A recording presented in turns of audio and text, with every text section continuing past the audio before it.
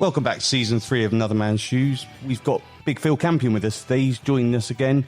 He was here in season 1, and it was one of our most hotly downloaded episodes, and everyone had lots of questions. So we brought him back today, and we're going to have the conversation with him. We're going to catch up on what he's been doing over the last 3-4 years, some of his backstory for those that haven't heard the season 1 episode. And generally, we're just going to spin some bits and have some banter for the next hour. So we're looking forward to this. Phil, welcome to the show. Yeah, thanks for having me back. We're looking forward to it. How are we doing, Phil? I'm all right. I'm full of cake and tea, so I'm happy. Do you know what I mean? When we talked about this, getting together and doing this in Arnhem, what a great trip that was.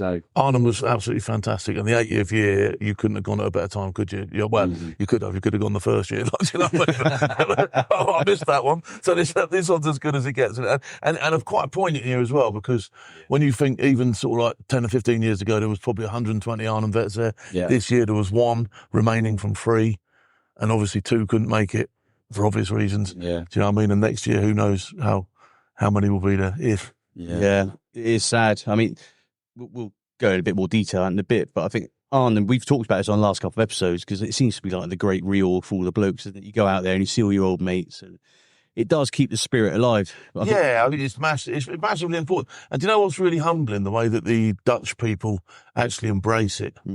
In such a way that they're still saying thank you now for events that happened back then, and you're thinking, hang on, you've done your bit, you know what I mean? Yeah. But when you see the flower children and all that sort of stuff, it's on another level, and it really is. It pulls apart. The kids over there, generationally, they're told, right, you know, they're given a grave, look after this grave, they're told the story of the person that's lying there, or a number of the graves. Whereas over here, if you say to kids about World War I, World War II, sadly, a lot of them won't know it anymore. It's just not passed down. Completely lost on them. They don't, you know, I've been to sort of like inner city schools with the military preparation colleges stuff that I'm doing now, where kids don't even know what Marines are. Do you know what I mean? What's a Marine? Do you know what I mean? Do you know what I mean? Outside of Call of Duty, they've got no idea of what the military does or is.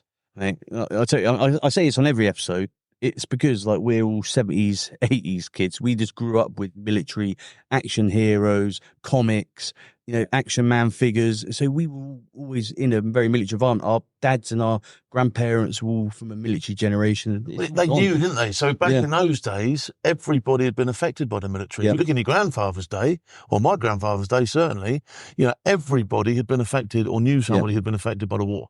Nowadays, you've got kids that haven't got any experience of military, like I say, don't know what it is, where it is, what it does, have no clue. And the trouble is as well, school teachers are reluctant to talk about it because we're all baby killers, aren't we? We're all baby killers, we've all got PTSD, we're all damaged goods now, do you know what I mean? We've all had it. And so they don't want to talk about it in school as an option. Well, actually, it's a great option for kids. Great option, especially if you had like your teachers that had served, that had been somewhere, they brought a bit of discipline to the class. And they weren't worried about, you know, getting the cane out as it was back then. Well, even nowadays, if you've got someone, he'll just be able to get people in order, have a little shout at them, and get their respect. But, role models is what you need. People who've cut around the planet and actually achieved something in their life, as opposed to, I'm sorry to say it, school teachers who've spent their whole life in school. They've gone through the school system, to college, to university, and back to school. Where is your life experience? Everything you're telling me has come out of a book and someone else has told you. You've done nothing. Do you know what I mean?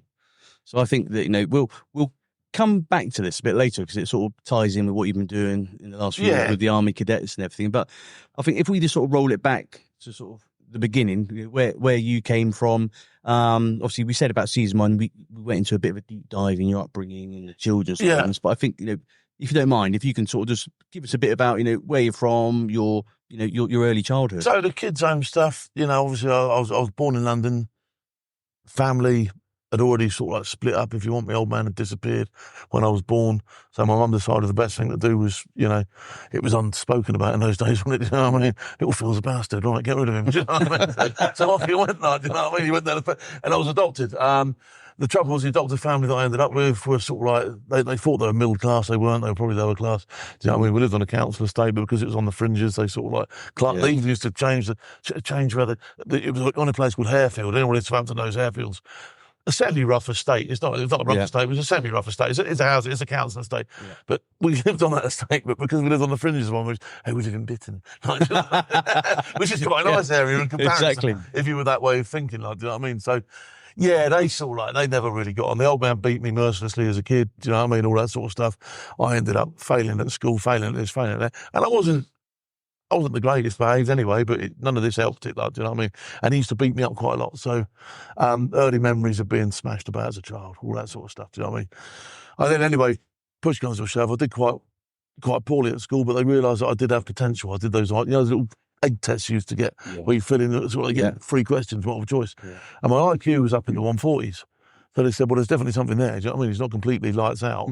So they sent me to a public school. Well, everyone else in the public school had been through the public school system, prep school. I turned up at 13 years old in a public school. I was like it was just, it didn't work. Like, do you know what I mean? It was like, who is this fella? Do you know what I mean? I got bullied there quite badly. Ended up turning on on the person that bullied me the most, and I ended up coming off worst because I got thrown out of school. Yeah. Although it was quite satisfying to smash his head in. You know what I mean? But I ended up in a children's home system, then saw it through.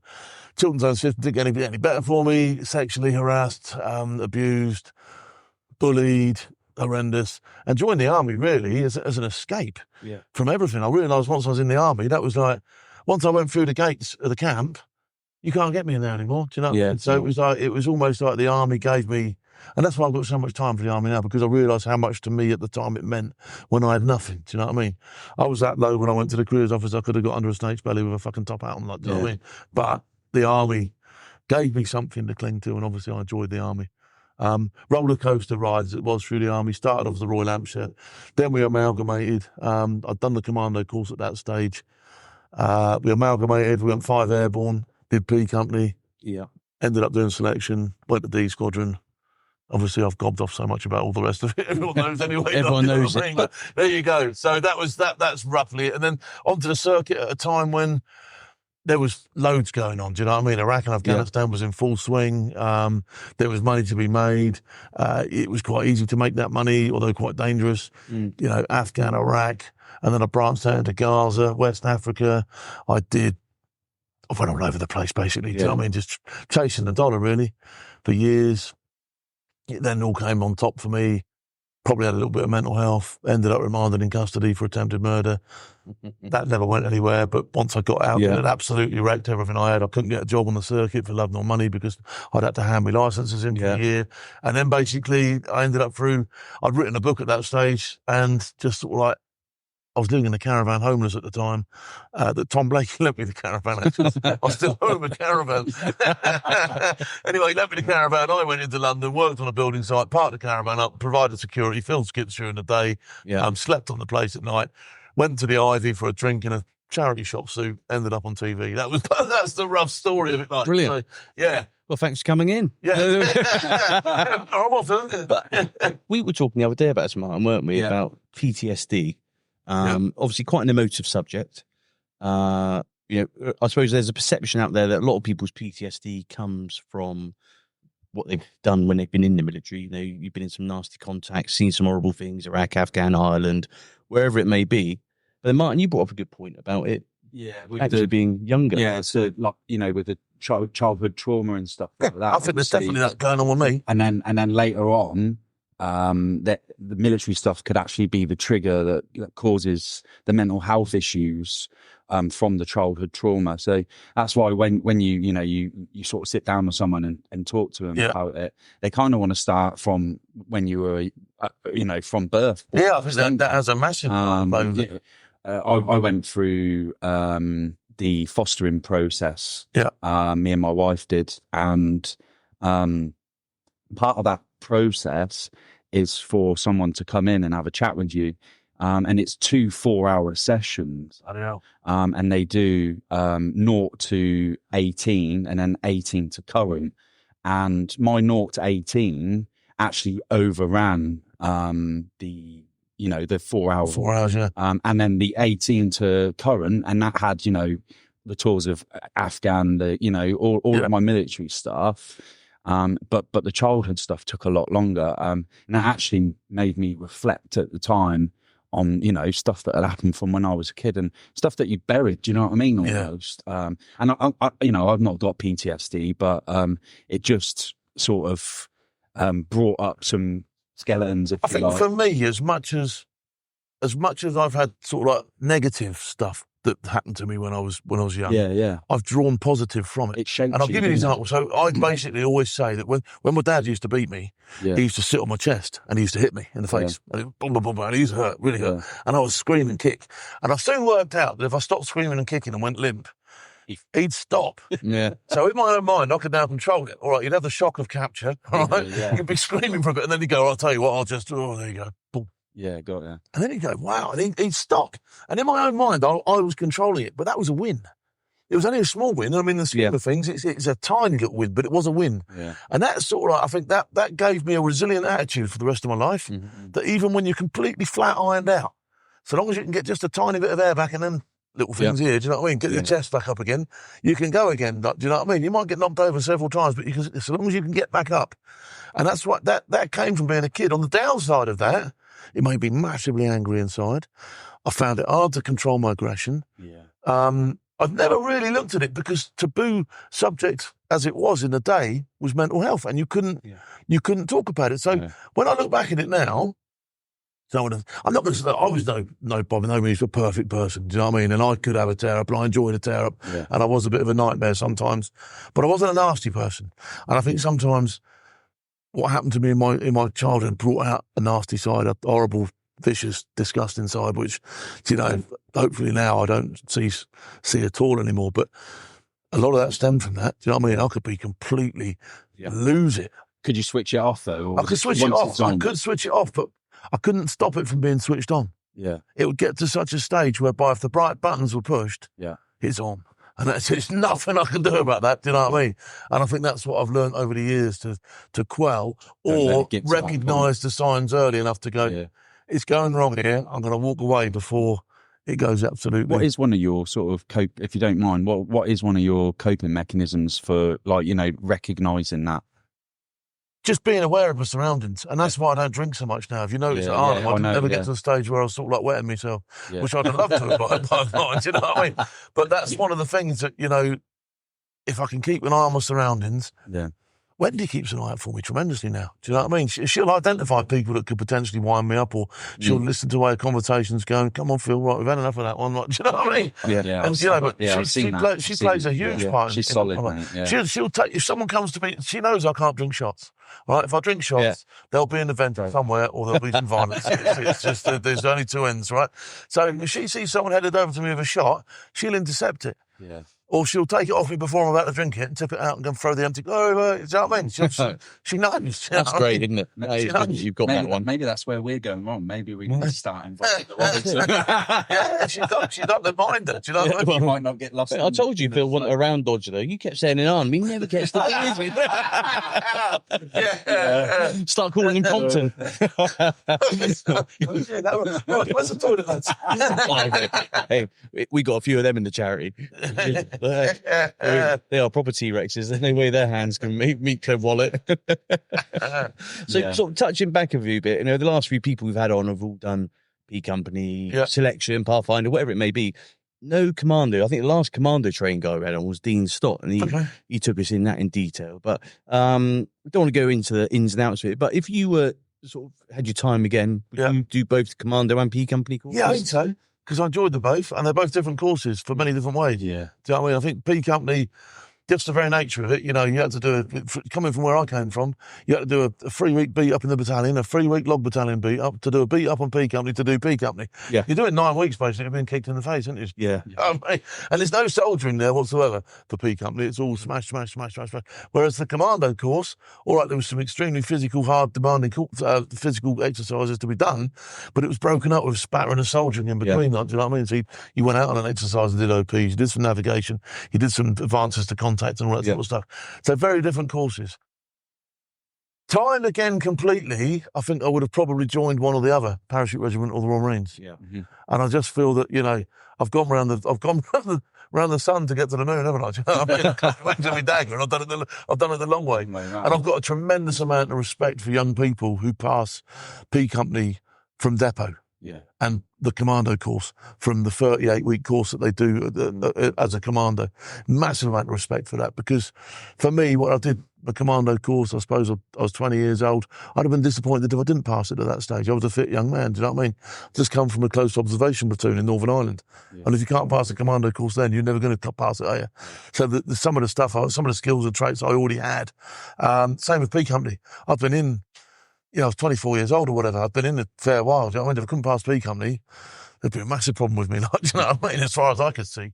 But you've just been on the P Company recording, haven't you? Yeah. When I was visiting, it's great. Love to see the P Company stuff. I took in some denims because they still wear the old denims and the blue tops. Do they? They still paint their number on the side. Yeah. So I've got. Well, they don't. The P Company, the P Company, the staff wear the denims now. They still wear the denims. Oh, okay, so retro. Iron, didn't I? Yeah. White on one side, green on the other. You know what I mean? So they can't get them anymore. So a friend of mine, he's got a surplus place and he can't sell them. So I said, well, I'll have them. And I took them all out for P Company. Bet they love that. Yeah. Really big Phil. All the olive green trousers. Yeah. You put your delivering alleyness to P Company. Do you know what I mean? Yeah. Exactly. You used to cut your pillowcase, didn't you? And sew it to your chest, and you put your number on there. I've still got mine. Ironically, my number for P Company was 22, and I've still got my denims. I can't get them on one leg now. Like, you know? It's amazing how stuff shrinks when you don't wear it. Yeah. Have you, so obviously, I've spoke about it in previous episodes, as recently left the service, etc. While I was serving, I ran and helped out on, a couple of pre-powers and stuff like that, not brigade ones, but, the unit ones. Yeah.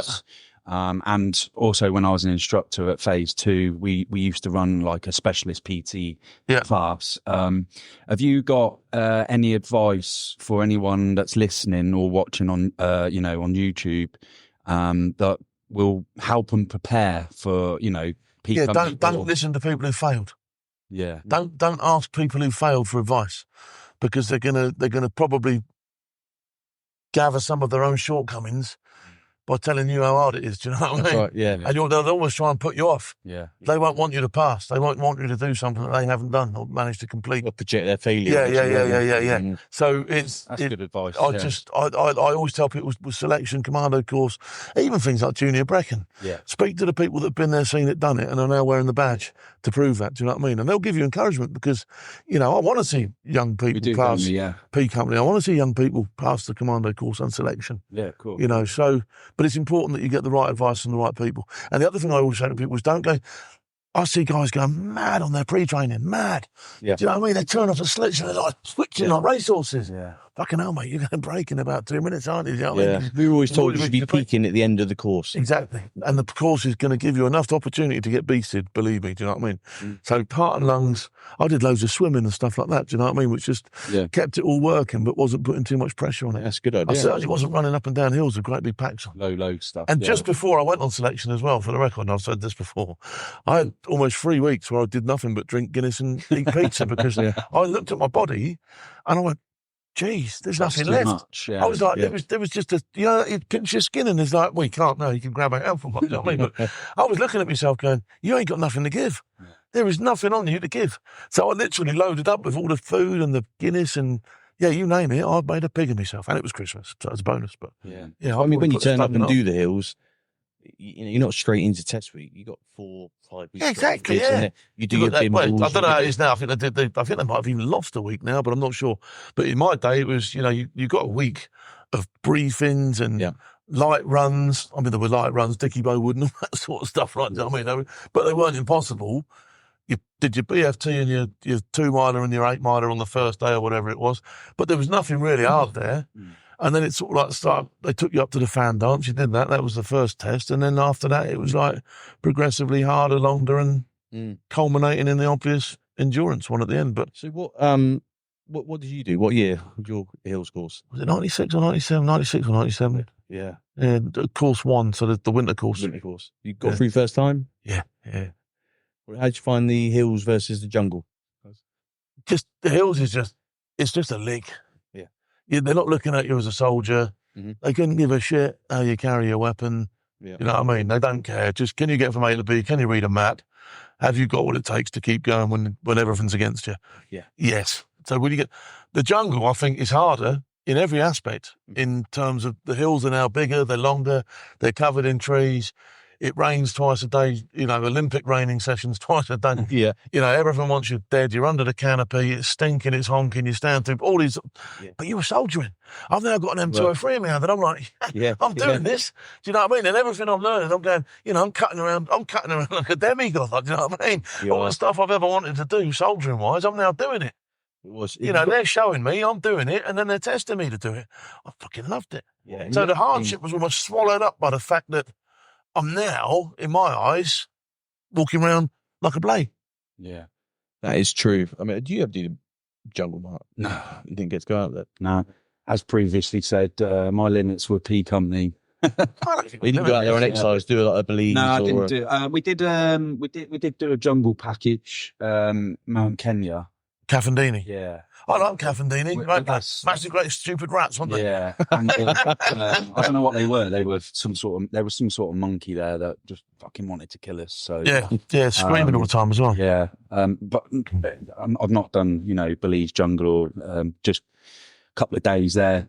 We brought some goats and chickens off the locals, which were slim. There was hardly any meat on them. Yeah. We kind of, put them in a holding area.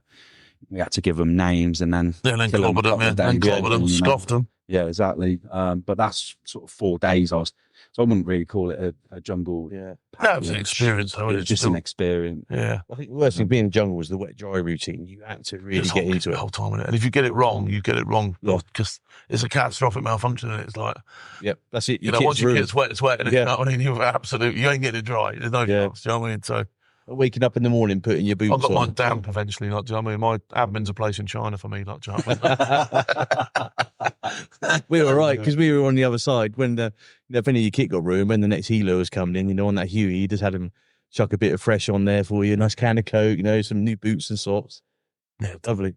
Then we were in the schoolhouse, stood there at the front, and then you could smell people if they had new kit on. You could smell the new kit. Yeah. I remember we had a Rupert went out on my selection. I think the DS had got rid of him, but the CO turned him around and said, no, get him back in again. He wanted him. We had a CO's pass. Yeah. So he come back in. He'd only been out a day, but he'd had a shower, a shave. Fucking hell, Jesus Christ. He smelled. He probably wow. Just different. You're just hogging on it, you know what I mean? Well, you pick up on it. I mean, that's what you say in Vietnam, didn't they? Is that they had to, all the guys out there who say you need to start eating local food before you get out and get fobs and everything, because the Vietnamese can smell you coming. Yeah. That's very true. My first trip to Afghanistan, I spent about 8 months in country and I couldn't get any Western food whatsoever. So I just ate out of those huts, the big long bits of bread that they had, and just the whatever meat we could get our hands on from chicken street and all that sort of stuff. When I came back, I'd had no milk, no dairy, and I could smell dairy on people. I could smell like people smelled like this really odd, cheesy, gone off smell. Yeah. It's disgusting. I've got a couple of friends like my missus said to me, you smell like, like the Indian shops and the Pakistani shops used to smell when you went in them. She said, you smell like them. You smell like, like you've been surrounded. And I did. You're Mr. Gorgonzola. Like it's a cheesy. It's far worse than going into the shop. It's gopping. And I was like, oh. That is minging. Did you get poorly out with the food out in Afghan at all? Oh, yeah. Proper. Did you go out there in 2000?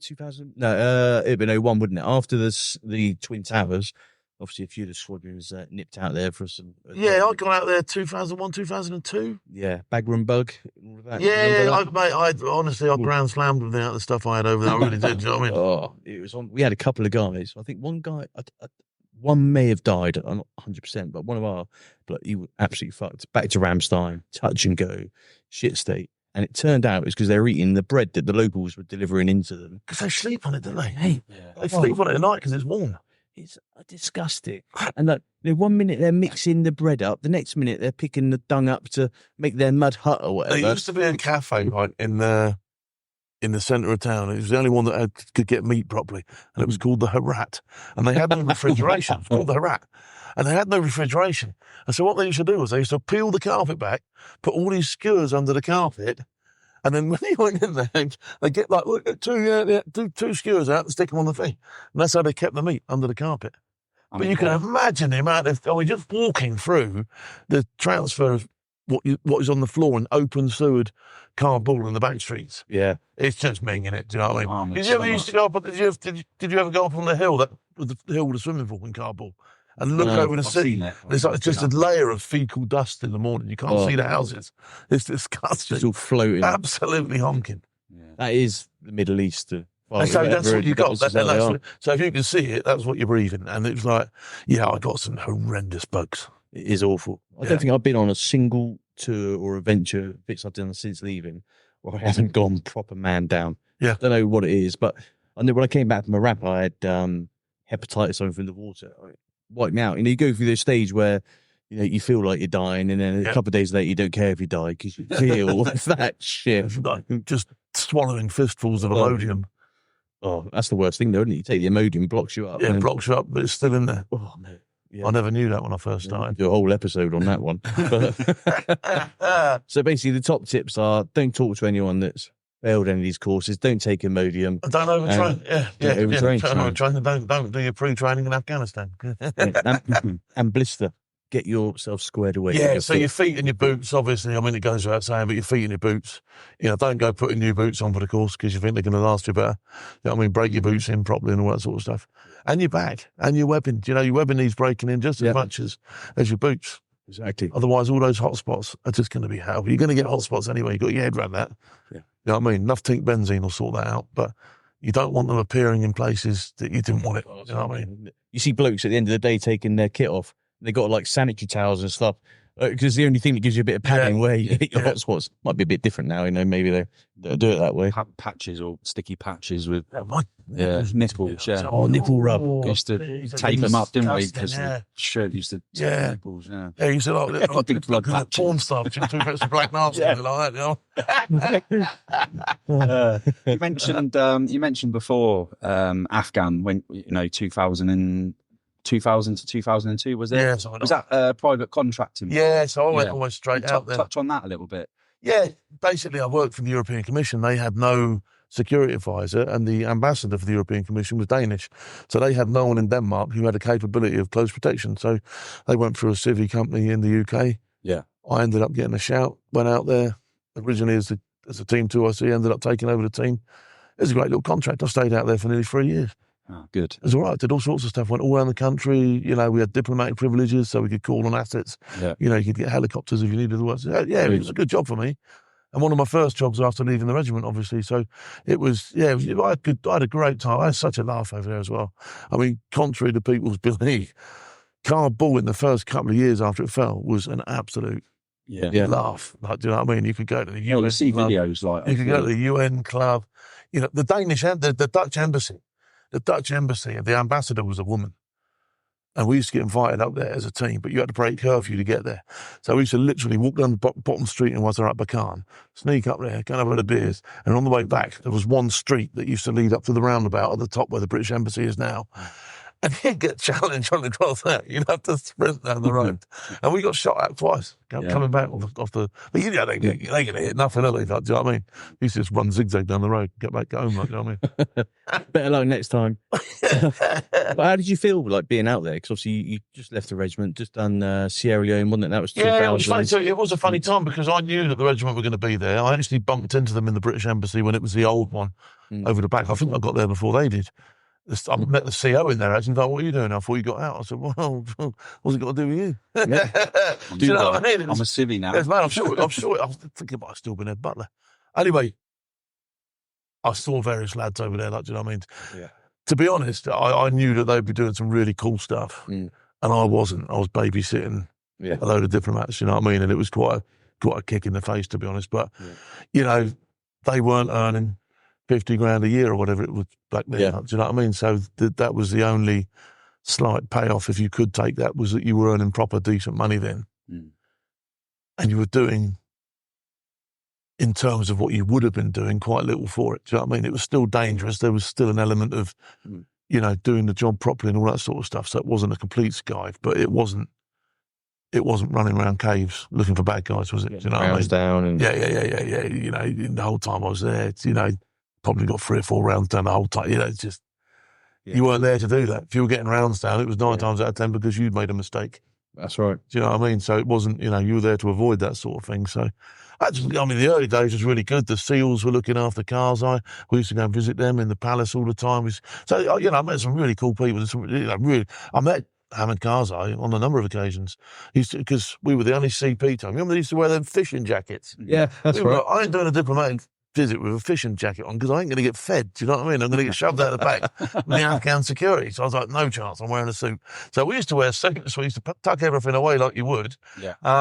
And we'd wear suits. And Howard Karzai pulled me on the stand this once. And he went, where are you from? I went, I'm from the European Commission, sir. Oh, well done. And he started cracking on with all this stuff. And because I knew what the projects were, I knew that we had a road being built down to Jalalabad and all this sort of stuff. So I'm cracking on with Karzai. And my ambassador was a cracking fella who's from Denmark, lovely fella. And he just let it happen. And he stood there. So in the end, Karzai said, I said, oh, by the way, this is my ambassador. And Karzai thought I was the ambassador. He said, I couldn't drop my hand quick. And I go away, scum. Away from you.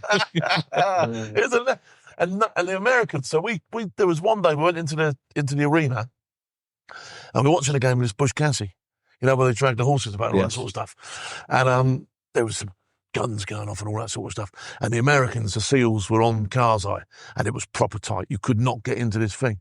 Anyway, we're sat in this thing, and I'm sat here. Karzai's literally 2 away from me. My ambassador's in here. I've got an American security there, American security there, American security there. Out of the blue, this Afghan comes charging into the arena with this great big, it can only be described as a Bonduc type gun. It was part of the show, but I didn't realise. So literally, boom, boom. The Americans have shot up. I've shot up and pulled and fucking grabbed my ambassador in. And the Americans gone, oh.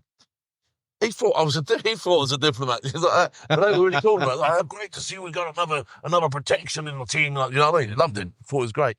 And they said, you fooled us. Because I just walked straight through this. Like undercover. Through all their layers of security. Undercover. Yes, just straight through. And they loved it. They thought it was great. Impersonating Yeah. This is the law of the black, isn't it? All of a sudden, out comes Mr. Glock. You know what I mean? Right. Well, and then, you went from Afghan, and then you sort of came, you went on the circuit, you got the maritime. All Iraq was opening up. A very good friend of mine, John Davison, had a company called Rubicon at the time. Yeah. Later became Aegis, and that's when I left. But he had loads of work. So he was, he had stuff going all over the place. Motorola contract. Yeah. They were putting towers in. They needed Iraqis to go out and do it. So, I led a team of Iraqis, trained them up, all that sort.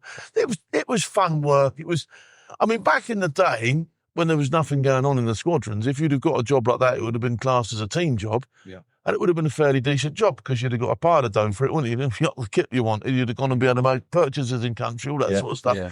It would have been a fun thing to do. But in the back of my mind, everybody else was kicking doors in.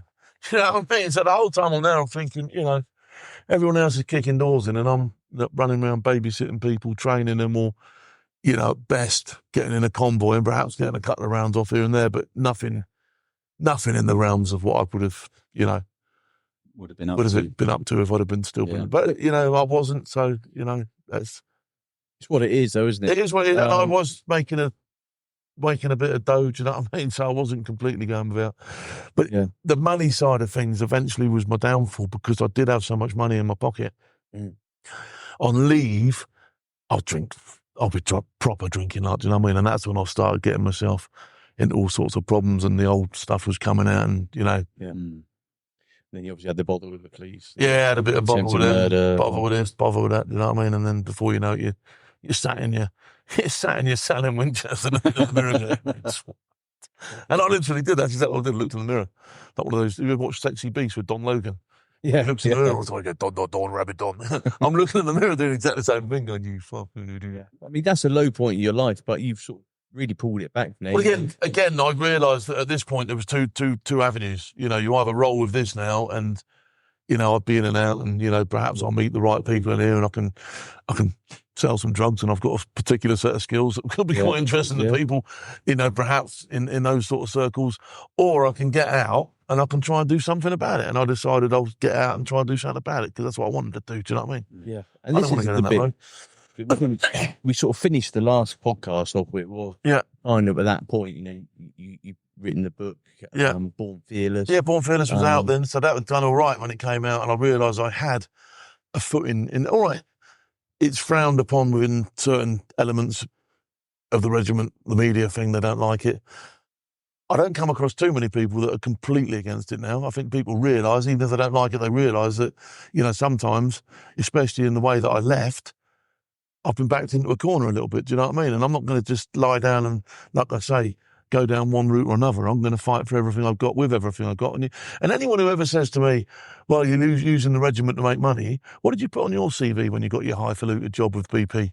So what was on your CV? Was it just Sergeant Major from the infantry, or was it Special Forces Sergeant Major from do you know what I mean? Did you put SAS on there by any chance, did you? Do you know what I mean? Yeah. Did you use that as a leverage? Yeah, of course you did. You got to use the tools you've got in your box, haven't you? And for me, so long as I haven't compromised anybody else's welfare, which I don't believe I have, I'm in a good place with it. And testament to that is that I can still go to places like Arnhem and I don't get filled in. You know what I mean? So, in fact, on country, I mean, they can't fill you when they got Wendy, so she'll stop. Yeah, exactly. No, Wendy will see it coming anyway.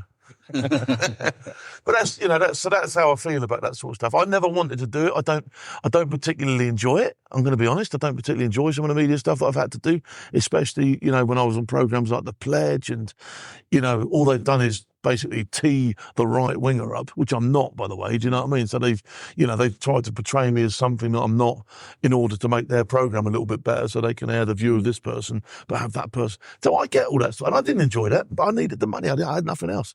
You know what I mean? I couldn't get a job on the circuit. Nobody was prepared to employ me, because of what had happened. So, I had to go and do something else.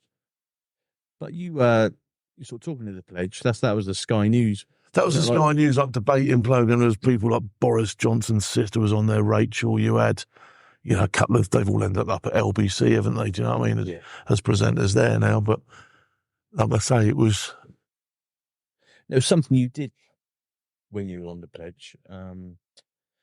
Channel migrant crossings. So when the Brexit thing was on, that was when I was on The Pledge, and obviously I was pro-Brexit. You know what I mean? I'm British to the core. Yeah. And I've always wanted a pint of beer, and I always wanted to spend £1, and I couldn't give a shit about the Europeans, if I'm honest. You know what I mean? So for me, Brexit was a no-brainer. They used that to their advantage. They asked me, basically, I got asked by somebody who I now know is Aaron Banks. I didn't know at the time where this footage was going to go. And someone said they want you to prove that it's easy to bring migrants across the channel, because it's a major problem, but that's also going to, highlight that there is an area which is insecure within the border force. So I said, yeah, not a problem. I said, I'm going to do it. So, we hired a rib. We got on this thing. We took it over to France. I pre-positioned 3 or 4 blokes over there. Yeah. I picked them up. I brought them back. On the day before I went, I recce'd all the places I could drop off. So I took this rib and I went down to Folkestone. I went down to all these places along Hastings, all these places where there was beaches, drove it up onto the beach, completely unopposed. Went into Folkestone, onto the harbour, onto the thing, got on and off the rib, sent people up and down the ladder, nothing, right? So it goes over to France, spent the night there, picked these fellas up, come back on the rib, dropped them off. I think I dropped them off in Folkestone or Dover or somewhere anyway. Dropped them off, gone off you get. Up they went into the thing. Did a lap of honour around the port, actually drove around the customs boat twice to see if anybody would come out. They didn't, all right? And then disappeared. So I did this. I filmed it all. And I've got the footage, and if anyone wants to see it, I'll shove it up on a YouTube channel somewhere. I'll let you have it, actually, and you can put it out on yours if you want. But anyway, great piece of footage, great bit of work. Showed it on The Pledge.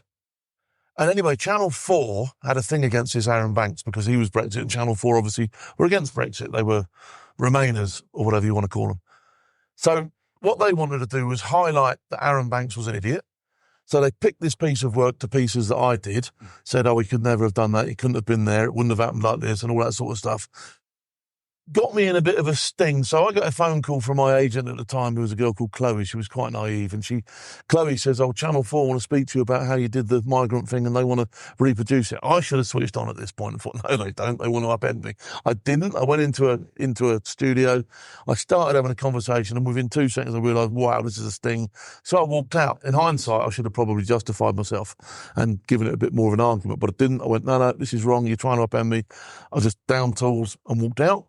Of course, they showed that bit. He walked out, he couldn't handle it, blah, blah, blah, blah, blah. This is that. They had all sorts of other stuff that they'd manufactured and put together. Anyway, long story short, I lost my job at Sky. I had 2 treatments in with Channel 4 for SAS Who Dares Wins. I wrote that. And I also wrote Hunted. Those never went anywhere. For me, obviously, because the guys are on the show now, they've done a really good job of it. And actually, I'm glad for them, but it was my idea. I'll have you know that. And so was Hunted. We scuppered Hunted last year, actually, by the way. I'll let you know about that later. But anyway, so the offshot it was, I lost my job.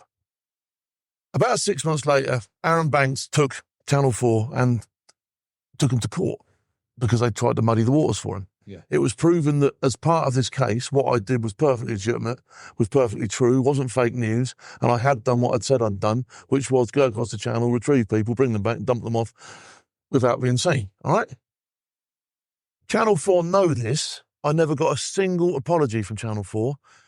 The most upsetting thing for me really was I wasn't bothered about Channel 4 because they obviously had it in for Banks, and I was a pawn who got trampled in the on-shoeing scuffle, right? I can deal with that. What I couldn't deal with is Sky News, who profess to be a gold armed forces chartered member. Do you know what I mean? You know, we're part of this and the other. Yeah. We look after our armed forces. They absolutely dumped on me. They let me go without even a discussion. I got a text off the producer. Don't bother coming in for your next show. They've got rid of you on the strength of fake news. All right. I phoned up repeatedly. I sent emails, which I've got, to which I was never answered back. Just, we've decided that your place is untenable here. When it was all turned around, and they know about that, Sky News never offered an apology and never offered me my job back. And to me, it was spineless, absolutely spineless. Do you know what I mean? They never had me in. They never discussed it with me. They just went straight down the route of, right, we'll get rid of him. Yeah. And yet they profess to be gold standard on the Armed Forces Covenant and all that sort of stuff, and they're not. They're shitbags. I didn't think you could just get rid of someone like that. I thought you had to give. But so the problem was I was on a sort of like show to show basis as a consultant. So I was literally just coming in. I wasn't on a Sky News contract. There was no paperwork. So yeah, but they knew. I mean, that was my monthly job, 2 or 3 shows a month. That was what I did for a living. Do you know what I mean? They've engineered it. It's been weak. I mean, that's just, it's just disappointing how people in life, and you know, there was just do that. I do know that there was quite a few. I know where it all came from. I know where it all came from. It came from Alex Ramsey and that Crawford. Well, and they didn't like the fact that Sky News sent me to Syria to make Big Phil's War, and it rated higher than anything they'd done previously or before. It absolutely smashed it. They loved it. It was a great piece of work. If you've seen Big Phil's War, it was a cracking piece of work. And anyway, I went on Eamon Holmes' show, and Eamon said to me, why did they send you, Phil, and why didn't they send, for instance, one of our correspondents? I said, I'll tell you why they sent me, Eamon, because I understand the battlefield, because that is what I've spent years learning and understanding how to behave on. And so I can converse with troops, I can do this. And I made reference to other individuals who cut around the battlefield, don't really know what they're doing, and become a liability. And they took that the wrong way, I think, and they refused basically to do anything until I was removed and all that sort of stuff. And that's why, Big Phil's War should have had a sequel. Big Phil's War should have been Big Phil's War Ukraine. Yeah. When you look at Alex Crawford, who went to Ukraine, made a right mess of things, got torn up, got shot at, became an embuggerance to everybody. Do you know what I mean? You're in the way, you're a pain. All for, what you're calling, it's not great TV, it's rubbish. And not only that, you're putting other people's lives at risk making it. They don't understand what's going on the battlefield. And all right, because you've got a cut-down Cry helmet and a body armour, you know what I mean? Does it mean you know your way around the battlefield? In fact, the way they were cutting around, the average Russian soldier does not read or understand what press says. But he sees a black cut-down helmet and a body armour and thinks, I'll tell you what, they're coming for me. Bop, bop, bop, bop, bop. Yeah. I'll have some of that. They don't get it.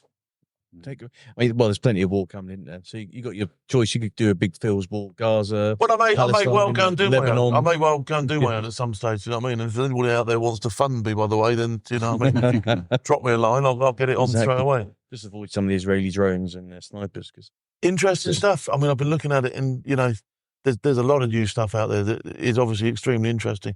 I'm getting a handle on it. I'm getting to understand it. I've been to Ukraine myself. I've done a bit of work over there, so I do get the cyber side of it now, which is frightening. I'm telling you, it's all going. Yeah, look at the drones.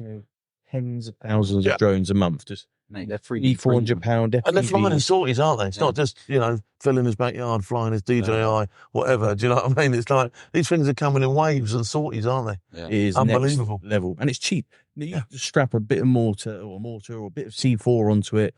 Some kiddie's there, he just flies it across, chases you around your tank, you get tired, then he blows you up. Yeah, I mean, we've all seen the footage of these people working out of bunkers and all that sort of stuff. Do you know what I mean? It's like the First World War with 21st century technology. Yeah, it's very strange. Yeah, it's incredible. You've been to Ukraine? Yeah. Yeah. How'd you find that? Yeah, interesting. Yeah. Get stuck? I got in trouble. So the story was, there was I'm not going to say who the company was, but there was a company who had business critical people within inside the Ukraine who needed to come out. They were fighting age males, but this company was prepared to pay quite a lot of money to see them on the other side so they could carry on doing their work for them. I went in, I recce'd it. Obviously, I couldn't get them through the borders, but I did go in through the borders legitimately. I went up to Lviv, had a look around, drove all down the border on both sides. But unbeknown to myself, whilst I was on the Polish side, I got seen by a drone, ironically. Got seen by a drone. So when I tipped up to do the lift, I told them to be on the other side. I said, as soon as the coast is clear, just run the border. There's no major defences. There's certainly no mines on there or anything like that. I said, you're just going to run. Once you're in Poland, you're on your own. That's it. You get to Poland, you declare who you are, you'll be fine. Because at the time, the Polish didn't agree with the policies over there and said that if they make it back, they'll look after them. So they were fine. So we get to the border. A police Jeep, one of those Jeep Cherokee things, Jeep Wranglers, tags us straight away, follows us in. I'm like, right. We've already got a bloke in the bush watching the thing. We're like, oh, God. So we drive past him, park up, get out. And I thought to myself, right, I'm going to have to put in something here to get these guys across. I don't care what happens so long as these guys get across. So I started go walking across it's a big open Perry track and there's like blue and yellow posts on one side and red and white on the other. It's insane. A big old posts in the floor. So I literally walk across. Here's some shouting from the other side. They've seen our guy in the bush. They've seen me. This is the Ukrainians and they're issuing a challenge. This is like weapons made ready. You keep moving, I'm going to shoot you. Yeah. So we're hands up, their hands up. Everyone's sort of like, oh, God, this is horrendous. Yeah. Basically, we get lifted back in. They put us in our car, followed us to a military camp.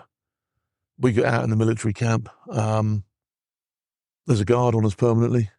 And they question us for hours and hours and hours about, what are you doing? And they think we're Wagner. They think we're like, they think we're British, but they know we're British, but they think we're going to go and fight for Wagner. They think they haven't seen the guys coming across, even if they've made it, don't know, don't care. Yeah. At this stage, couldn't care.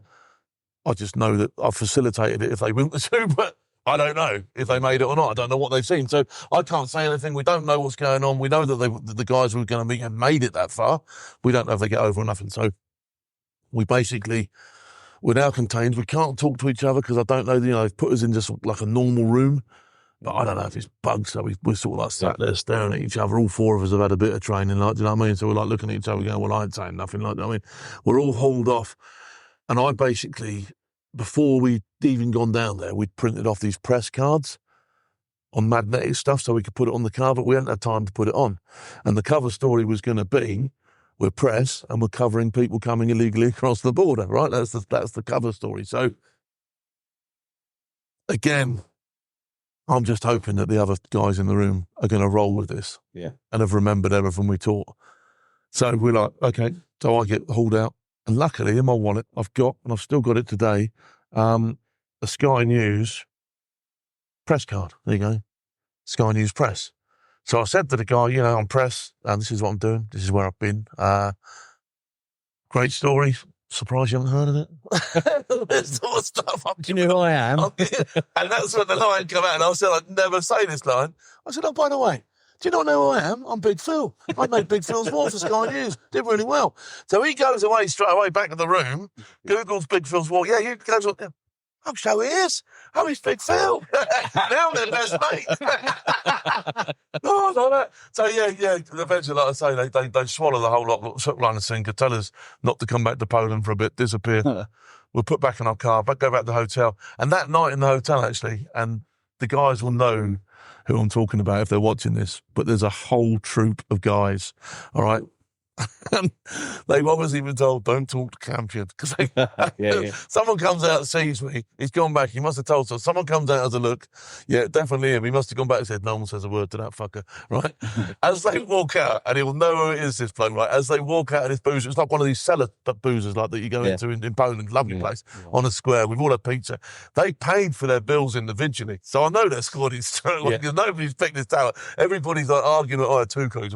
So literally, there's about 40 blokes in there.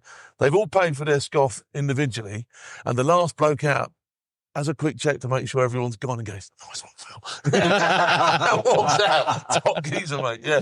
They see the whole thing. Total rule breaker. Nice one, love it. I mean, there's some proper stories that are going to come out in Ukraine. There will be, the next few years. You know, there'll be a book or 5. Yeah, of course all there will. Sorts going to come out. Yeah, I'm already trying to pen mine, Is it? I think between us, we've got some properly good tips. But, there's loads of guys going and they're doing all sorts of really cool stuff like that. I don't know if I'm going to be able to do it this year, but I do want to do another aid run. I want to go and, take some stuff over there and that sort of stuff. So I've not given up on it completely, but I just haven't had time this year to do anything. It's busy. I mean, you've released another book then since we last spoke. Who Dares Wins. I wrote Who Dares Wins. Who Dares Wins originally was going to be a book about Sierra Leone, about Operation Barracks, and I thought, look, with all the stuff that's out there, I'm not letting any secrets go. I'm just sticking my name on it, giving my account of things. And of course, as you know, anyone who's been in a firefight, every man, Jack, will have a different account of events. But I didn't on my account. My account, I was going to stick that out there. Obviously, the MOD stepped in. No, you're not doing that. But I had a book deal now, do you know what I mean? And I've already had my advance, and I'm saying to myself, I'm not handing you my advance back. Do you know what I mean? I'm going to have to, if I can't polish this turd, I'm going to have to roll it in glitter, innit? You know what I mean? I'm going to have to give you something. So we literally come up with this thing, part 2 to my life story. Actually, to be fair, in Born Fearless, I'd never mentioned any of the child abuse or anything like that. So we went down slightly we went down the mental health road with it, and tried to sort of highlight where it doesn't matter who you are, mental health needs to be taken seriously, needs to be talked about. And actually, if I'd have identified my mental health a lot earlier in my career, probably in my life, then things may have panned out differently for me. Like, do you know what I mean? But they didn't. But, I recognise that now. I've learned from that. And if I can pass it on to young people coming through, or heighten awareness so that, people in places that matter now can understand it, embrace it, and moreover help out, do something about it, then it was worth it. So, that was where Who Dares Wins came from. It's funny, isn't it? Because with mental health, until you've gone through it and got that help from people that I've spoke to, you don't realise how good that help is until you've gone through it and got it. So, a message to anyone out there really is, if they talk about it, is my message. I mean, I've never had professional help with it. Yeah. But, don't lock it up. I just recognise, in times like when I sat in Winchester, other times since, I've had to brief myself, I've had to grip myself, and I've had to basically, Wendy's heard a lot. Do you know what I mean? I've had someone to talk to about it. Mm. And I think it really is a problem shared as a problem halved, especially with mental health. Do you know what I mean? You've got to get it out there. Because if you don't, I always refer to it being like the bottle of Coke. You shove a packet of Mentos in it, put the lid on, and just keep shaking it. At some stage, that lid comes off. And if you're not ready for it, it's a mess. Mm-hmm. Yeah, absolutely. Good advice, mate. Yeah. It's good advice. I mean, just trying to lighten up, but you're a Pepsi or a Coke, man.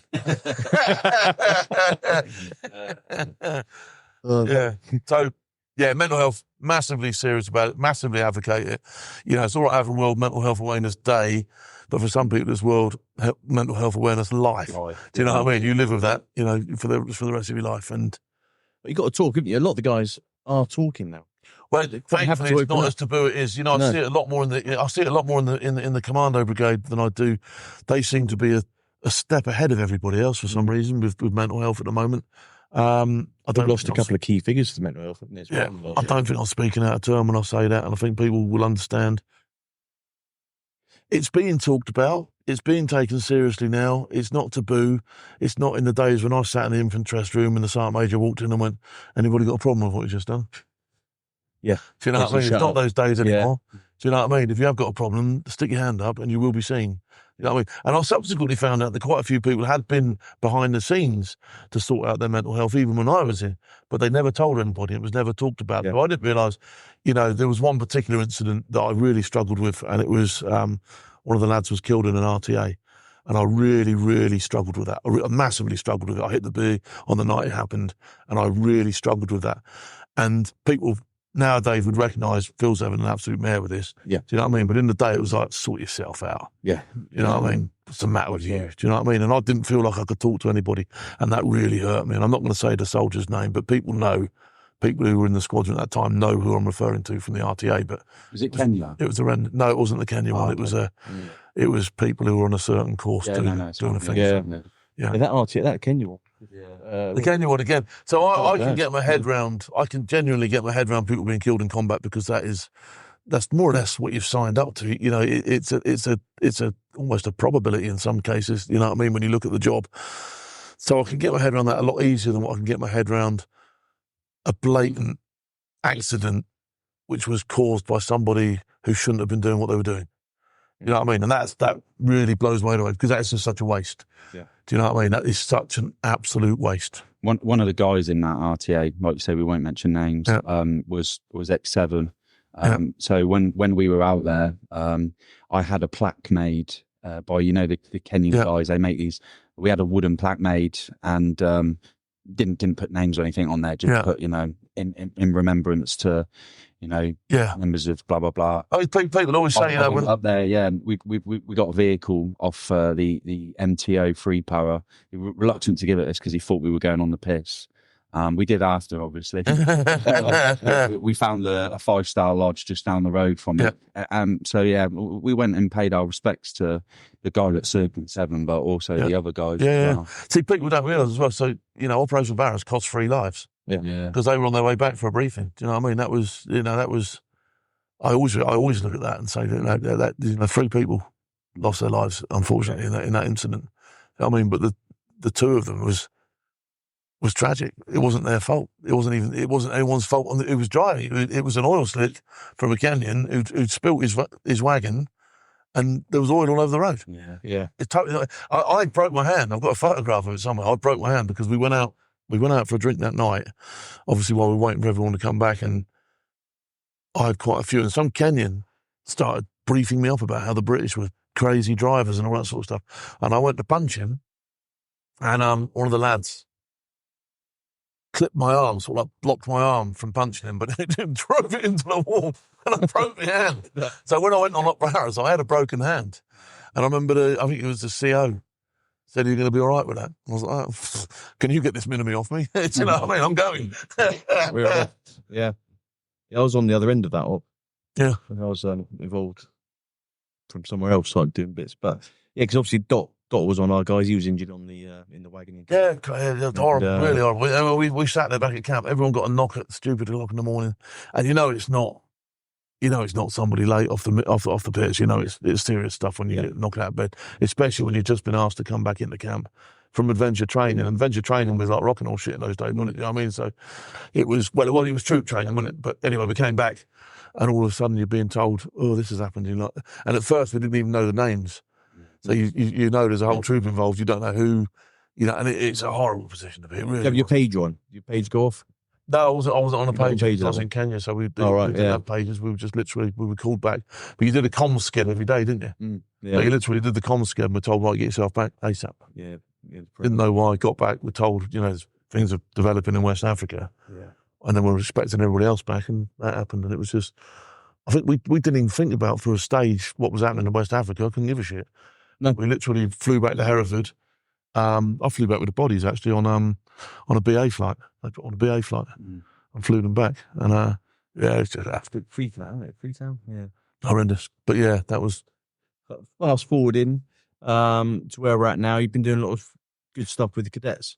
Yeah, so I was talking to name drop, and I was talking to Bear Grylls about his role with youth, and I just thought, look, I've done a lot of stuff with veterans, but I felt I had more to give, and I felt that the veteran stuff could always end up negative in some way or shape or form, and almost could consume you, like, do you know what I mean? That doesn't mean that I don't do stuff for veterans now, but I realised that I had a lot of energy, good energy, positive energy, that I wanted to put somewhere, and realising that, you know, without the start that the army gave me, I wouldn't have achieved anything in my life at all. Do you know what I mean? All right, it's been a roller coaster as it was, but I wouldn't have even been on the roller coaster.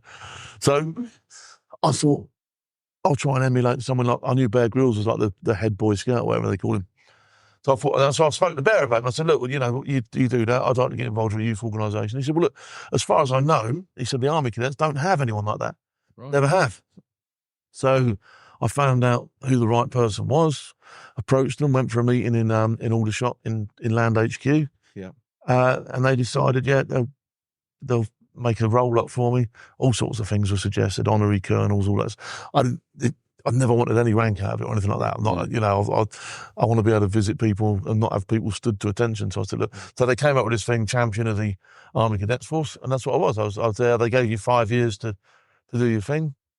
They then brought on other ambassadors who did a similar sort of thing. It was good. And I got to visit loads of young people, speak to them about my experiences, speak to them about resilience, speak to them about this, that, and the other. And the Army Cadets isn't about recruiting people into the Army by any stretch of the imagination. It's more about giving people an opportunity outside of school to find their place on the planet. Do you know what I mean? Things like the Duke of Edinburgh's award scheme, things like, you know, first aid skills, giving them skills. School teaches you curriculum. I have a real beef with school, by the way. Do you know what I mean? School has a curriculum. It teaches that. Outside of that, you don't get nothing. Yeah. But if I'm looking at a young person and they have an outside activity, say it would be football, rugby, dancing, drama, whatever it is, they're going there by their own choice. They want to be there. And so therefore, you know, that's worth something. Yeah. That's worth a hell of a lot. So, you know, these people that do Army Cadets and Scouts and all that sort of stuff, they want to achieve in their own time when they could be sat on their PlayStations or doing other things. So that turns out an individual who's got a lot better chance at life than somebody perhaps who just dosses about in a bus stop, you know, kicking cans down the road and being a menace. You learn some key life skills as well. I mean, did you join the cadets? Oh, yeah, I joined you for that. Yeah, great thing. It's a great thing to do. And you're right, life skills, hemorrhage is life skills. Yeah. I mean, it's throwing life skills at you. Just a little thing. I mean, I joined the cadets. I was only in there for 6 months, so I got kicked out. But there's a theme. There's a pattern there, isn't there? There is a pattern. Yeah, I think the instructor was a fucking... But anyway. But no, I really enjoyed it. But one of the things... when you used to go on your little annual camp or whatever, they always used to do one at Easter, and it was bloody gipping. Was the layers, just teach you about layers. You get the guy that would get into his sleeping bag, and he'd have 63 thermals on, his softy jacket, you know, and then he's into a sleeping bag, then he's into his Gore-Tex, and then he wakes up in shit state. And I remember this guy came over, his Elcock, he said, just put a t-shirt and your undercrackers or whatever, get him in there. I mean, he might have been a bit of a fiddler, I don't know, but but it was amazing. So I woke up in the morning, you're a bit nippy, you put your softy straight on, and I was like, oh yeah, great. And then when I joined the military, you had the same people making that same mistake, and they weren't getting taught. I was like, this should be like a day one, week one thing about your layers. They weren't getting taught. And on that first exercise, I remember waking up and seeing people just getting that one night you do, which you think's the hardest life ever. I did the layering thing. I was like, oh my God, this is great. And that was all going back to the cadets and just some of those little things that they taught me. How to polish my boots, how to lace myself up. That's great. Simple things. It's all good stuff. And even if you don't end up in the military, those skills of administrating yourself or looking after other people or looking out for other people or the teamwork stuff you do are all valid. Yeah. And they're all worth something. Yeah. And it also means you can stand toe to toe with the powers in the Marines. It does, absolutely. Not sure about the RAF Reds. I mean, that 5 miler a death. Always get that one. Do you know what? I do sort of like, at what stage do you become a veteran? So I do know of an individual who literally joined the army for less than a week, but now calls himself, where's a veteran's pin? They're allowed to, aren't they? You're allowed to. Yeah. I think there should be you've got to impart training. I know. You've got to have done. I mean, why you can't? I mean, I suppose technically you're a veteran, but what have you done? You know, that first week, all you've done is look after your bed space in the hospital. Yeah. So what's next then? Obviously the radio station stuff that I'm doing. Hopefully, you know, that's getting there after 3 years of extremely hard work. What's that called? You know, Force Radio. Yeah. That's our YouTube channel is now growing really well. So that's doing well. That takes up a lot of my time. My brand repping for Pulse gyms. So, you know, do a lot of stuff with them. Yeah, that's really putting us to shame. Every time I turn on Instagram, you're there banging out weights. Well, I am, yeah. I don't seem to be losing that. But, you know, in terms of progress, I've deadlifted 220 kilos yesterday, 225 kilos yesterday, and I bench press 160 to 180 off my chest now. So good on you. That's ridiculous, isn't it? Do you know what I mean? That is good. And I just want to, it's not even a journey about, showing off. It's just maintaining or trying to do something with what I've got. Because 75% of people who go into old people's homes are because they can't get themselves off the carsy. And I don't want to be that person. I'll stick an extra 10 kilos on when I think about that. Do you know what I mean? I'm not, I will squat. I will go up and down. Do you know what I mean? And that's, I had a friend of mine, actually, and I am trying to get the weight off this time because I do it. Everyone knows, Big Phil gets himself down to weight for a fight and then, can't get out of the ring without doing 2 bottles of champagne and a couple of donuts, like, do you know what I mean? And then it's on, like, do you know what I mean? It's the weight goes. So I'm trying to get it off in such a way that it stays. Because a friend of mine, in fact, Scott Welsh, good boxer in his day, fought Joe Bugner, world titles, all that sort of stuff.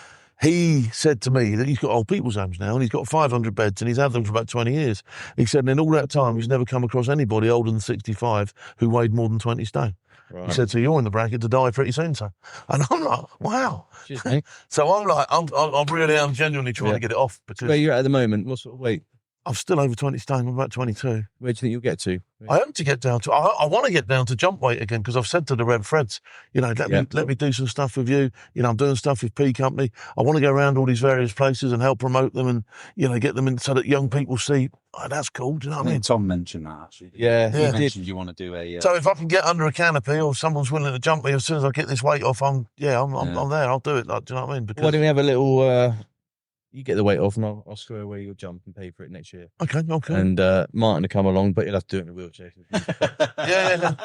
That'd be fucking great. I'll do the getting the weight bit off, which is my sort of like, that's what I want to do. I say, but I can get a lot of people, if I showed you, and I won't show, but if I showed you the messages I get from people my age or from people who've been injured or from people who join in with this journey with me, it's absolutely humbling. Yeah. And it keeps me going. And I think to myself, I get some really nice messages from people going, Phil, I was on the sofa and I just realised what you said resonated with me the other day and I'm now doing this and I think to myself, yeah, go on, son, do you know what I mean? That is totally true because I was on the sofa the other night eating some poppets and I turned on Instagram and saw you down the gym. I felt super guilty and I didn't go to the gym afterwards. I was just like... You thought about it? But I thought about it. But no, it's true. I think it's amazing when you go on and you see your contemporaries, your friends, you see them online doing stuff rather than like an influencer necessarily, but someone that you can actually relate to. You see them doing it, you think, fucking hell, I need to be out there doing it. But young people as well. So the stuff that I do for the military preparation training colleges, I've had umpteen messages from young people over the last 5 or 6 years doing the cadet stuff as well, saying, cheers, Phil, never thought about it. Yeah. And people now, they know that. And I never put their pictures on Facebook. I never gained anything. But, I've got all these messages. Probably, I would say, over the last 5 or 6 years, I've tracked 300 to 400 people into the military. Yep. Yeah. They do a committal card now. It's a shame you can't. I'm not Phil missed the buck again. Yeah. But I'm not interested in that. What makes me extremely happy and proud is that I go to these various passing out parades at Harrogate and there's people there that come up to me on the side and go, cheers, Phil. Yeah, it's good. You know what I mean? I had a really nice message from a lad who, his old man has sent me a message on Instagram saying my son's a bit of a nutter. He's doing this, that and the other. But I think he'd be suited to the military. Can you send him a message? And this was about 3 or 4 years ago. So I sent this message, go on, son, I've been there. Yeah, it's all right, having a laugh and a joke, blah, blah, blah, blah, blah. Just did him a quick video message. Why don't you join the military? He's just passed out from Harrogate, done a tremendous job, got some rank on his shoulder as well while he was there. DS loved him. And I'm like, he came with a really nice message going, Phil, I wouldn't be here if it wasn't for you, that message. That's great. And for me, that's more than any currency, any wage, any all back can bring me because that is what I've brought to the party. Yeah. I've helped influence other people. And whether I influence one, that's enough for me. Or if I can influence 1,000, that's even better. But the fact that I've managed to influence someone to do something and I've improved their life, to me, makes me feel really happy. Like, do you know what I mean? It's always nice to get that feedback as well, isn't it? When it drops in, you're like... Yeah. But, if I didn't get the feedback, it doesn't mean that I'd stop doing it. No. I'll keep doing it because I know deep down that people do and are interested in what I say and do, and it does affect the way people behave and can change their life for them. Yeah, that's true. I actually had someone at airport, there's only one person there who said to me, ex-Blade, a lot older than me, said, I don't really like what you do, Phil. It goes against the ethos. And he shook my hand, but he left. And I was talking to Matt about it. And I said, I'll tell you what, Matt, I'm going to go and tell him all the stuff that's the byproduct of this, all the positive stuff. Yeah. And actually the only person that's ever taken any risk is me. Because because I'm the one who has potentially said, yes, I was a member of that unit. Yeah. I'm the one who can be booked by going through my agent. And I'm the one who, if you look on my Instagram page, could get me to go somewhere or find out where I am and you could come and blow me up. Do you know what I mean? Yeah. So I'm the one who's taking all the risk. I've never compromised anybody else. But for me, it's worth it for the story alone of just that one person. Yeah. And there's hundreds of them. So yeah, I just wanted to tell him that. So if you are watching, and you probably do watch, because if you don't like me, you watch everything I do. I know that. Do you know what I mean? So if you are watching, that's a message for you. I looked for you, but you'd gone by the time I walked off. You was outside of what was that bar that we was at? Was this in Arnhem? Yeah, it's in Arnhem. The bar that's at the big paratrooper bar. Uni? Was it Uni? The Uni bar. It was outside the Uni bar. You spoke to me. It was with someone else, and you disappeared. But you wouldn't. You shook my hand, but you said you didn't like me. And I thought, you don't like me, but I'm going to just tell you a little bit more about me before you cast your aspersions. Well, hopefully he's watching this. I'm sure he is with the millions of others. If he ain't, someone's going to tell him that. Yeah, exactly. Sure, Yeah, you know? yeah. At whatever your name is, sort it out. I mean, I've really enjoyed this conversation. This is probably the part of the show where we've got to do the what three. Yeah. So we end. Well, actually, I've got another question as well. Reference service leavers, people going through transition, etc. Military transition, that is. We can say that now. Yeah. What advice would you give someone that's coming, thinking about leaving the military or coming to the end of their, career?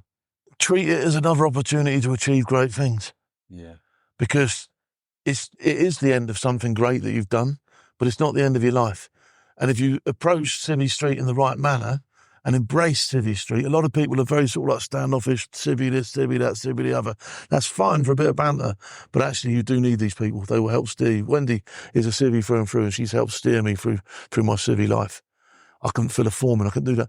Your rehabilitation should start the day you join, in my opinion. You should start cross-integrating. And when I've done these visits of young soldiers to meet boxers at the Peacock Gym and places like that, I do it because I want them to integrate and realise that there are civvies out there who are similar-minded, who want to achieve. They might not want to achieve militarily, but they want to achieve in life. And I think all too often we concentrate on the bad stories, on this, that and the other. But there's a lot of very successful ex-serving people, former serving people, who do extremely well. And they cut around this planet without praise and without saying anything and under the radar. And I think young people need to realise that it's another opportunity to do some really cool stuff. So embrace it, embrace everything that comes with it. Brilliant. Great. Yeah, great. And then finally, the question about the grab bag. So the 3 items that you've got to have in your grab bag, what would they be? Oh, yeah, probably nowadays. What a nowadays grab bag? Yes, grab bag. So you need an iPhone and a method of charging it in there. You know what I mean? Or you need something. You need a communication tool, shall we say, in there. I always carry a torch. I've always got a torch which can be operated with my thumb. Okay. And that, for a number of reasons, it turns into a Coubertin, doesn't it? So you can use it in a bit of self-defence. If I shine that in your eye, I can hit you with that. Do you know what I mean? So it's a great self-defence thing. And I always used to have in my grab sack a flexible ballistic plate. Okay. Because it was something that, at very worst, if it went wrong somewhere, grab sack in the true sense of the word, what do they call it nowadays? Go bag or whatever. I could stick this on and run down the road in the knowing that my vitals were covered a little bit. Do you know what I mean? Yeah, so at least I could get away. Do you know what I mean? So, go on, that'll be my 3.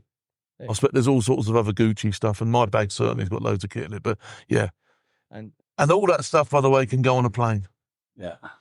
So, you need some, it's no good saying, I'll take my Commando dagger and, no, mate, because you're not getting on a plane with that, you know what I mean? Wolf for PP. No, mate, no, you're not. No, but you get it across the channel, though, because no one stopped you. So. Right, so I did another video where I took a lot of stuff over the channel, shall we say that? And the reason I haven't aired it is because it might compromise me and I might get in trouble for it. But I blatantly drove through border after border after border with, shall we say, a piece on the dashboard of my car. Yeah. Unbelievable. Hypothetically. But they knew you were. Oh, yeah, of course they do. They do in Poland now. He had his press plates on. It was good. Yeah. But I also did a thing where I carried some stuff onto a plane, which was all lethal, but in hindsight, to air it would be teaching people how to do this stuff, so I didn't. And that's why I didn't, but, But it does highlight how bad. And if you think about it, they used to do an exercise on selection where you made improvised weapons. And you can look at, and people joke about this, and they did it on Lad Bible to me. Oh, what would you do? How would you kill us? Like, you know what I mean? I said, well, how quickly could you kill us? I said, well, a fairly decent sized grenade, you'll all be gone in a puff of smoke. I said, but if I'm down to the sharpened pencil, it's going to get messy and take a bit longer. Like, you know what I mean? Everything can be utilised in such a way that it becomes a weapon. And so if you look at the kit that you pack as potentially being used in a different aspect that what you packed it as, then you can stop and get away. Yeah. That's all I'm going to say. Yeah, no, that's totally true. We, a couple of years ago, Martin and I decided, and a couple of others, that it'd be a good idea to row across the channel. So we got in a little boating pool, rowed to Cherbourg, and then sort of relayed it, and then rowed back. I mean, it was the most disgusting sort of couple of days of my life. It's a tough event, but we didn't get stopped once. You know, we could have filled this photo up with anything. I've side, no passport control, no nothing, and. Well, I think everyone's got a view on immigration, but and the problem being the borders, but we'll leave that. I have no problems. I have no problems with people who genuinely need sanctuary coming to this country and getting that sanctuary. But a lot of these people don't. That's right. That's how I leave that. Do you know what I mean? A lot of people don't, and it's wrong, and they're just taking advantage of a system which is already quaking and breaking. Do you know what I mean? So, yeah, and almost being encouraged by some courts to do it. It's like, why would you do that? We could sit here and we could go down that route. Yeah, we could do. I mean, we started that conversation with Ben Garwood the other day. I think we got a 20-minute monologue about that. So we'll leave it there. I think I've really enjoyed having a chat with you today, Phil. We always set the world to rights. There's so much more we could discuss. We didn't really get a chance to sit down at Arnhem, did we? Because it wasn't really about that. Well, you basically stood up or you passed out. It was one or the other. Yeah, it was good. But okay, so I think really enjoyed that episode. Put the world to rights. We've got a date in the diary for all of us jumping next year. So make that happen. See if we can get Bruce on it. But I don't know if he's retired from jumping now since he might well have done. He might well have done because he did quite banjo himself last time, didn't he? Yeah. I don't think his daughter would let him. If he was up for it himself, I think his daughter would stand in the door and kick him back in again. Yeah. Exactly. Well, yeah, we won't tell her. But okay. Won't tell our wife. Your knees will be fixed by then. We'll all be in good place. We're in good order. Well, so where can people find you? Normal places. Everything's at Big Phil Campion. Yeah. TikTok, Facebook, Instagram, TikTok. Although TikTok's Phil Campion 01, I can't get verified on there. They won't believe I am Phil Campion. It's insane. Really? So TikTok, if you're watching, you're absolutely stitching me up like a good. There's about 6 other Phil Campions as well, who all take pictures off of my stuff and put it on theirs. You could be the real or the fake. Yeah, I'm the who's the real Slim Shady? Yeah, I mean, I don't know. It's outrageous. And then obviously anything to do with Force Radio. Brilliant. Or Force Radio HQ. Yeah. Is our Instagram handles. And we'll put that in the bio and the write-up and video. And massive thanks for coming down today and talking to us. I've enjoyed it. Thanks, Phil. Yeah. Awesome, always. Thanks. Cool. Well, there we have it. That's Big Phil Campion, returning guest, and he's told us so much more. We always love speaking to Phil. Martin and I bump into him a lot when we're out and about at various functions, and he's always got a good dit to spin. And you heard a few more of those today. As in Stitches, he's a funny guy, and actually got a real heart. You heard him talking about mental health, and it's very important that if you are struggling with anything, that you just get that off your chest. Some way, speak to someone, regimental charity, friend, whoever it may be. Talking does help. Now, if you want to catch up with what Phil's up to, head over to social media. You'll find him on Big Phil Campion on all the usual channels, as he sort of said in the podcast. We've got some great new episodes coming up weekly, and we're releasing a few of the older ones too that we haven't quite got around to yet, so we're going to re-edit them. One thing we do ask is if you're listening to this on Apple Podcasts, if you get to the end of it, just pop to the bottom of the app. You can do a little rating, click on the star rating button there, and just leave a little review. It does really help with everything we're up to. And if you're on Spotify, you can just leave a little comment at the end of the episode. If you liked it, what you didn't like, if you want to ask the question for our future guests. But also on Instagram, YouTube, all the other channels, Another Man's Shoes. But for us, that's the end of another episode, and look forward to seeing you again.